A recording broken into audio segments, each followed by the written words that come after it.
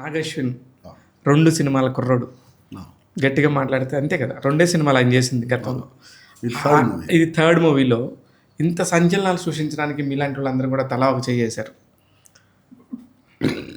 ఎంత చెయ్యేసినా ఆ క్రెడిట్ అతనిదే, అతనికి నాగశ్విన్కి. సమస్య లేదు. ఆ. ఎందుకంటే ఈజ్ ఎ గ్రేట్ డైరెక్టర్.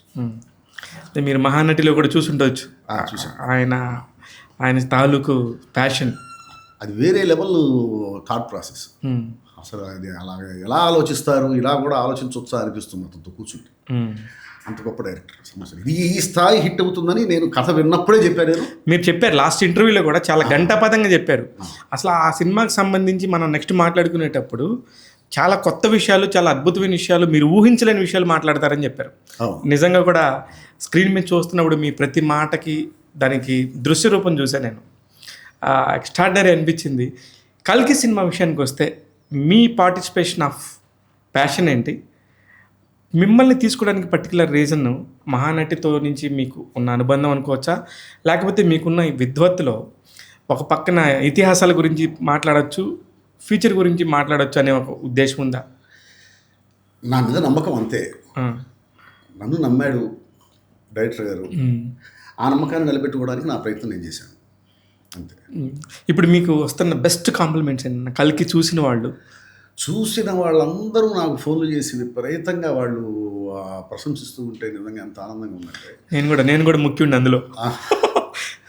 అన్నీ ముఖ్యంగా కమల్ హాసన్ గారి డైలాగ్స్ గురించి, అమితాబ్ బచ్చన్ గారి డైలాగ్స్ గురించి, డైలాగ్స్ గుర్తు చేసుకొని మరీ చెప్తున్నారు.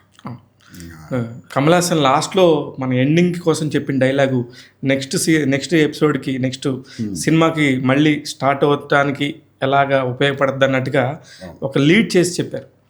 ఎంత మంచి డైలాగ్స్, ఎంతో అర్థం ఉంటాయి చిన్న చిన్న డైలాగ్స్. అదంతా కూడా అంటే డైరెక్టర్ గారు ఇచ్చినటువంటి ఇన్పుట్స్ అంత గొప్పవి. ఆ డైలాగ్స్ అంత బాగా వచ్చిందంటే not only dialogues, A craft అయినా కానీ అవును, ఆ పని చేయించుకునే విధానంలోనే ఉంటుంది ఏదైనా. కానీ మీరు రాసేటప్పుడు సార్ మేము ఇలా అన్నామంటే మీరు దాన్ని ఎలా ఊహించుకొని, ఇప్పుడు అంటే తమాషా కాదు, ఇప్పుడు అది 6000 సంవత్సరాల క్రితం జరిగిన దానికి మళ్ళీ ఇప్పుడు ఒక 800 సంవత్సరాల క్రితం ఫ్యూచర్కి వెళ్ళి మాట్లాడటం అనేది ఈ రెండింటికి అసలు ఎలా మ్యాచ్ అయింది? ఒకవేళ ఫస్ట్ విన్నప్పుడు ఈయనేంటి ఇలా మాట్లాడుతున్నాడు అనే ఒక థాట్ ఏమన్నా వచ్చిందా మీకు? అస్సలు అలాంటిది ఏమీ లేదు. కథ విన్నప్పుడే ఇది ఒక అద్భుతం అవుతుంది అని చెప్పేసి నాకు ఒక గట్టి నమ్మకం కలిగింది. కథని ఓన్ చేసుకున్నాం, ఆ విజువల్ని ఓన్ చేసుకున్నాం, పనిచేసాం అంతే.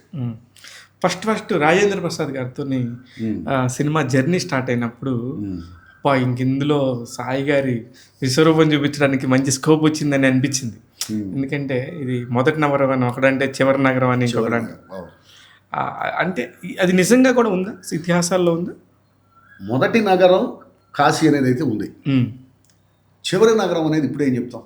అదే అంటే 2098 కాబట్టి వాళ్ళు అలా చెప్పుకుంటున్నారేమో. అది డైరెక్టర్ గారి ఫిక్షన్. డైరెక్టర్ గారి ఫిక్షన్ అది. ఆ చివరి ఒకవేళ కాశీ మాత్రమే మిగిలితే ఏమిటి అనేది ఆయన ఆలోచన. అంటే ఈ క్యారెక్టర్స్ డిజైన్ చేసినప్పుడు ఇప్పుడు పలానా మీకు అంటే మీకు ఎలా చెప్తారో, మీకు ఎలా అనాలిసిస్ చేస్తారో తెలియదు, కానీ చాలా క్యూరియాసిటీకి సంబంధించిన క్వశ్చన్స్ ఉండి మిమ్మల్ని వేధిస్తున్నాను, ఇంటర్వ్యూ కావాలని. ఎందుకంటే ఫస్ట్ మీతోనే స్టార్ట్ అవుతుంది ఒక సినిమా. ఎప్పుడైనా కూడా ఒక ఐడియా అనుకున్నప్పుడు దర్శకుడు మీలాంటి వాళ్ళతో కూర్చున్నప్పుడు, వాళ్ళ 24 క్రాఫ్ట్స్లో వన్ ఆఫ్ ది టాప్ 5 క్రాఫ్ట్స్లో మీరు కూడా ఉన్నారు కాబట్టి కథకు సంబంధించి ముందు లాక్ చేయాల్సింది మీరే కాబట్టి మీ దగ్గరకు వచ్చినప్పుడు మీరు మొదటగా విన్నప్పుడు మీ రియాక్షన్ ఏంటి? అదే నేను చెప్పాగా, వినగానే నేను షాక్ అయ్యాను. అసలు ఇలాగా ఆలోచించవచ్చా, అసలు ఎలా వస్తాయి ఇట్లాంటి ఆలోచనలు. నేను మహానటి విన్నప్పుడు కూడా అలాగే షాక్ అయ్యాను. మహానటి ఫస్ట్ దత్తు గారు పిలిపించి ఇట్లా మనం సావిత్రి గారి బయోపిక్ చేస్తున్నాము, ఇట్లా మా అల్లుడు డైరెక్షన్ చేస్తున్నాడు అన్నప్పుడు, అప్పుడు అదే ఫస్ట్ టైం నేను నాగశ్విని గారిని చూడటం అదే ఫస్ట్ టైం. చూసినప్పుడు నేను ఇదేంటి సావిత్రి గారు చనిపోయిన తర్వాత పుట్టుంటాడు, సావిత్రి గారి సినిమాలు చూసాడా లేదా, సావిత్రి గారు అంటే ఒక ఎమోషన్.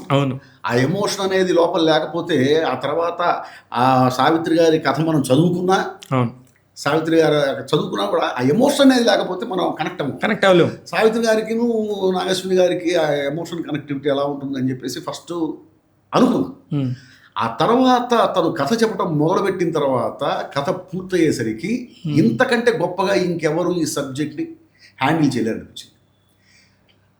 షాక్ అయ్యాను ఉమ్, నేను. అప్పుడు చెప్పాను, సార్ ఈ కథ మీరు తీయగలరా లేదా అనుకున్నాను నేను, కానీ మీరు తప్ప ఇంకెవరు చేయలేరు, ఉమ్. అంత గొప్పగా మీరు కథ అది కథ విన్న రోజే చెప్పేశారు. విన్న రోజే చెప్పేసి. ఉమ్, సేమ్ ఇది కూడా అంతే. ఉమ్, ఇలా కథ చెప్తాను రాండి అంటే వెళ్ళాను నేను. ఉమ్, వెళ్ళిన తర్వాత కథ వినగానే షాక్. అసలు ఇలాంటి ఆలోచనలు ఎలా వస్తాయి, ఉమ్. అసలు రెగ్యులర్ థాట్ ప్రాసెస్ కాదా ఇది? అసలు లేదు. విజువల్గా కూడా మనం చూస్తే ఆ, ఏదో ఒక కాంప్లెక్స్ అంటారు. అసలు ఆ కాంప్లెక్స్ అనే ఐడియా ఎవరిది? ఆయనదే, అందులో ప్రతిదీ ఆయనదే. ప్రతిదీ